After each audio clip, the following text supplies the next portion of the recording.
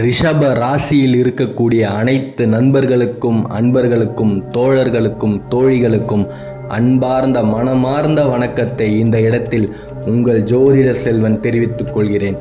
ரிஷப ராசி பார்க்காத தோல்வியே இல்லை. உங்கள் வாழ்க்கையில் நீங்கள் இது வரைக்கும் ஜெயிச்சது அதிகமாக தோத்தது அதிகமானு கேட்டால் தோத்தது தான் அதிகமாக இருக்கக்கூடிய சமயத்தில் அது உங்கள் தப்பே இல்லை. தோக்கிறது அப்படின்றது தவறே இல்லை, குற்றமே இல்லை. அதிலிருந்து ஒவ்வொரு விஷயத்தையும் நீங்கள் கற்றுப்பீங்களே தவிர எந்த ஒரு சமயத்துலேயும் தோத்துட்டமே அப்படின்னு மன அழுத்தத்துக்கு ஆளாகவே ஆளாகாதீங்க.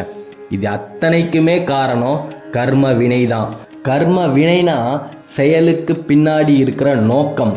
நீங்கள் எந்த ஒரு நல்ல செயலை செஞ்சாலும் அதால் எனக்கு நல்லதே கிடைக்கலையே, இதால் நான் நல்லாவே இருக்கலையே அப்படின்னு வருத்தப்பட்டீங்கன்னா அந்த செயலுக்கு பின்னாடி இருக்கிற நோக்கமும் நல்ல நோக்கமாக இருந்தால் மட்டும்தான் நீங்கள் செஞ்ச செயலுக்கு நல்ல வினை வந்து சேரும். அன்பர்களே, வாழ்ந்து கெட்டவர்கள் தான் ரிஷப ராசியில் இருக்கக்கூடிய அன்பர்கள்.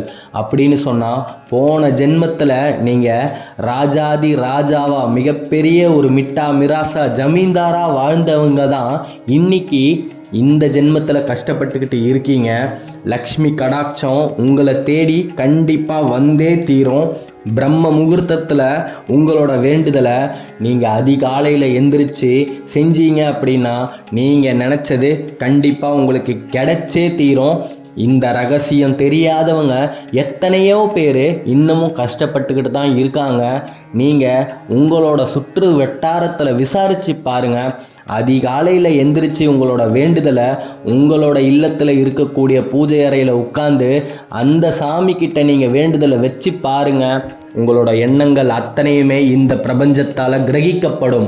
அது அத்தனையுமே கிரகிச்சு நீங்கள் எதிர்பார்த்த ஒரு சூழ்நிலையில் உங்களுக்கு நீங்கள் என்ன வேணும்னு கேட்டு அந்த நேரத்தில் எழுந்து பூஜை பண்ணீங்களோ அதே வேண்டுதல் உங்களுக்கு திரும்பி வந்தே தீரும்.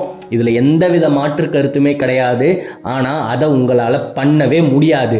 ஏன்னா கர்ம வினைன்னு ஒன்று நல்லா இருந்தால் மட்டும்தான் ஒரு மனுஷனால் எந்திரிச்சு 48 நாள் தொடர்ந்து செய்ய முடியும். உங்களோட கர்ம வினை உங்களுக்கு நல்லா இல்லைன்னு சொன்னால் கர்ம வினையே உங்களுக்கு வினையாக வந்து நிற்கும். அன்பர்களே, குறிப்பாக ரிஷப ராசி ரோகிணி நட்சத்திரத்தில் இருக்கக்கூடிய அன்பர்கள் எத்தனையோ பேர் வந்து சொல்லியிருக்காங்க. எல்லா வாய்ப்பையும் தழுவ விட்டுட்டு இன்னைக்கு வாழ்க்கையில் நீங்கள் ஏமாளியாக தான் நின்றுக்கிட்டு இருக்கீங்க. வாய்ப்பு கிடைச்சா எல்லாத்தையும் விட்டுட்டு துறவரம் போகிறதுக்கு கூட தயாரான ஒரு மனநிலையில் தான் இருக்கிறீங்க. பட்ட கஷ்டமெல்லாம் போதும், இதுக்கு மேலேயும் அனுபவிக்க முடியாது. மரணத்தை எதிர்பார்த்தா மரணமும் எனக்கு வந்து சேர மாட்டேங்குது. காசி ராமேஸ்வரன்னு எங்கேயோ கண்காணாத இடத்துக்கு நான் போனாலும் பரவாயில்லை அப்படின்னு இன்னமும் வருத்தப்பட்டுக்கிட்டு இருக்கக்கூடிய ரோகிணி நட்சத்திரத்தில் இருக்கக்கூடிய ரிஷபராசி அன்பர்கள் அவங்க தான் அதிகம். கடந்த காலத்தில் ஓஹோன்னு இருந்திருப்பீங்க. ஒரு 10 வருஷத்துக்கு முன்னாடி நீங்கள் தான் செல்வாதிபதியாகவே இருந்திருக்கலாம். உங்களை தேடி தான் உங்களோட உற்றார் உறவினரும் வந்து எனக்கு கொஞ்சம் உதவி பண்ணுங்க, உங்களால் மட்டும்தான் என்னை காப்பாற்ற முடியும் அப்படின்னு நின்னவங்க எல்லாருமே இன்றைக்கி உங்களை விட்டு தொலை தூரத்தில் நின்று இருக்காங்க. உங்களை இன்னமும் ஏளனமாக தான் பார்த்துக்கிட்டு இருக்காங்க. ஏன்னா உங்கள் கிட்ட அன்னைக்கு இருந்த செல்வம் இன்னைக்கு இல்லை. அதற்கு காரணம் உங்களோட கர்ம வினை தான். இது எல்லாத்தையும் சரி பண்ணணும் அப்படின்னா பிரம்ம முகூர்த்தத்தில் எந்திரிச்சு உங்களோட வேண்டுதலை உங்களுக்கு பிடிச்ச இறைவன் கிட்ட வைங்க. அது எந்த இறைவனாக இருந்தாலும் பரவாயில்ல. பிரபஞ்சம் உங்களோட எண்ணத்தை அப்படியே கிரகிச்சு குறிப்பான காலத்தில் கண்டிப்பாக நீங்கள் கேட்டது உங்களுக்கு திருப்பி தந்தே தீரும். இதில் எந்த விதமான மாற்று கருத்துமே கிடையாது. உலகத்தின் விதியும் அதுதான் அன்பர்களே. ரிஷப ராசியில் இருக்கக்கூடியவர்கள் ஜெயிச்சே ஆக வேண்டும். என் தரப்புலையும் என் சார்பாகவும் நானும் இந்த விண்ணப்பத்தை பிரபஞ்சத்துக்கிட்ட ரொம்பவே ஆழமாக வைக்கிறேன். கண்டிப்பாக உங்களால் இதை செய்ய முடியும். 48 நாள் அதிகாலையில் என்ன நேரம் அப்படின்றதுல சில குழப்பங்கள் வரலாம். காலை 2:50 அதிகாலை 3:50 எந்திரிச்சு குளிச்சுட்டு பச்சை தண்ணி கூட நீங்கள் குடிக்காம உங்களோட பூஜை அறைக்கு முன்னாடி உட்காந்து உங்களோட வேண்டுதல் அத்தனையுமே தியான நிலையில் உட்காந்து யோசித்து அந்த பிரபஞ்சத்துக்கு அனுப்புனீங்கன்னு சொன்னால் கண்டிப்பாக நீங்கள் எதிர்பார்த்த அத்தனையுமே உங்களுக்கு கிடைத்தே தீரும். இதில் எந்த விதமான மாற்று கருத்துமே கிடையாது.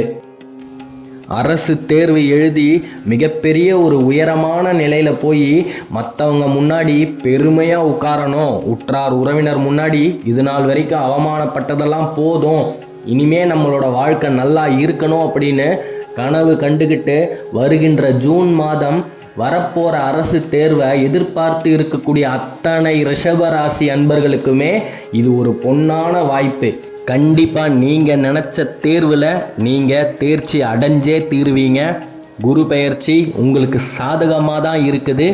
கூடவே இந்த பிரம்ம முகூர்த்த வேண்டுதலையும் நீங்கள் வச்சிங்க அப்படின்னு சொன்னால் கண்டிப்பாக உங்களுக்கு தோல்வியே கிடையாது. நடந்து கொண்டிருக்கின்ற 2024 குரோதி வருடத்தில் ஜெயிக்க போகிறது ரிஷப ராசி அன்பர்கள் தான். நீங்கள் இது நாள் வரைக்கும் உங்கள் லட்சியத்தை நோக்கி நிறைய கஷ்டப்பட்டுக்கிட்டு இருப்பீங்க, அதில் எண்ணற்ற தோல்விகளையும் சந்தித்து இருப்பீங்க. இந்த ஆண்டிலிருந்து உங்களுக்கு தோல்வியே கிடையாது. நீங்கள் நினச்சது நடந்தே தீரும் அன்பர்களே. பிரம்ம முகூர்த்த ரகசியம் தெரியாதவர்கள் வாழ்க்கையை தொலைத்து கொண்டு எவ்வளவோ கஷ்டப்பட்டுக்கிட்டு இருக்காங்க.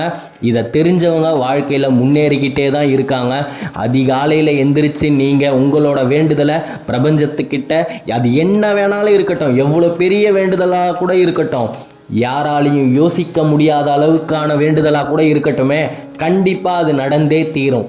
ஏன்னா அந்த சமயத்தில் ஒட்டுமொத்த பிரபஞ்சமே நிசப்தமான நிலையில் இருக்கும்போது நீங்கள் உங்களோட எண்ணங்களை கதிர்வீச்சு மூலயமா மேலே அனுப்பும்போது கண்டிப்பாக இந்த பிரபஞ்சம் அதை கிரகிச்சு உங்களுக்கு தேவையானதை உங்களுக்கு திருப்பி கொடுத்தே தீரும். இதுதான் பிரபஞ்சத்தோட விதியும் கூட. இது தெரியாதவங்க கஷ்டப்பட்டுக்கிட்டு தான் இருக்காங்க. தெரிஞ்சுக்கிட்ட நீங்கள் இனிமே கஷ்டப்படவே கூடாது. நீங்கள் ஜெயிக்க பிறந்தவர்கள். ரிஷப ராசியில் இருக்கக்கூடிய அன்பர்கள் ஜெயித்தே ஆக வேண்டும். வருகின்ற ஜூன் மாதம் ரிஷப ராசியில் இருக்கக்கூடிய அனைத்து அன்பர்களுக்குமே, ஏன் அத்தனை ஜீவ ராசிகளுக்குமே ஒரு பொன்னான பொற்காலம் அப்படின்னு தான் சொல்லணும். கோல் செய்யாததை நாள் செய்யும் அப்படின்னு சொல்லுவாங்க. வருகின்ற ஜூன் மாதத்தில் இருக்கக்கூடிய 30 நாட்களுமே ரிஷப ராசி அன்பர்களுக்கு ஒரு பொன்னான பொக்கிஷமான நாட்கள் அப்படின்னு தான் சொல்லணும்.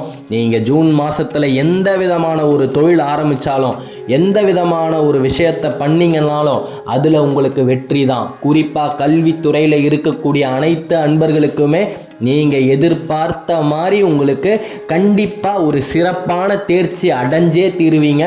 அதன் மூலயமா உங்களுக்கு சமுதாயத்தில் ஒரு சிறப்பான அங்கீகாரம் கிடைத்தே தீரும். இதில் எந்த விதமான மாற்று கருத்துமே கிடையாது. ரிஷப ராசி அன்பர்களுக்கு இந்த பிரபஞ்சமும் 9 கோள்களும் அவ்வளோ சாதகமாக இருக்கும் பட்சத்தில் உங்களோட பிரம்ம முகூர்த்த வேண்டுதலும் உங்களை மேல் நோக்கி சிகரத்தில் கொண்டு போய் நீங்கள் நினச்ச வெற்றி வாகையை சூட சாதகமாக கண்டிப்பாக அமைஞ்சே தீரும். இதில் எந்த விதமான சந்தேகமுமே வேணாம். கொஞ்சம் கஷ்டப்பட்டு உங்களை வருத்திக்கிட்டு அதிகாலையில் எந்திரிச்சு உங்களோட பிரார்த்தனையை இந்த பிரபஞ்சத்துக்கிட்ட சொல்லுங்கள். அது மட்டும் போதும். நீங்கள் வாழ்க்கையில் வெற்றி அடைஞ்சே தீருவீங்க. கண்டிப்பாக ஜெயிக்க பிறந்தவர்கள் தான் ரிஷப ராசியில் இருக்கக்கூடிய அனைத்து அன்பர்களுமே. அடுத்த காணொளியில் விரைவில் சந்திப்போம். ரிஷப ராசியை பற்றி நீங்கள் தொடர்ந்து தெரிஞ்சுக்கணும் அப்படின்னா இந்த சேனலை சப்ஸ்கிரைப் பண்ணிக்கோங்க. தென்னாட்டுடைய சிவனே போற்றி, எந்நாட்டவருக்கும் இறைவா போற்றி. நன்றி.